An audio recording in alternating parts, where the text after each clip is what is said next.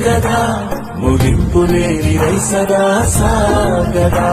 నిస్వార్థమెంత గొప్పదో ఈ పదము రుజువు కట్టదా సిరాలు లక్ష వంపదా చిరాక్షరాలు రాయదా నిసీధి ఎంత చిన్నదో నీ కంటి చూపు చెప్పదా నీలోని వెలుగు పంచగా విశాల నింగి చాలదా మనుష్యులందు నీ కథ మహర్షిలాగా సాగదా మనుష్యులందు నీ కథ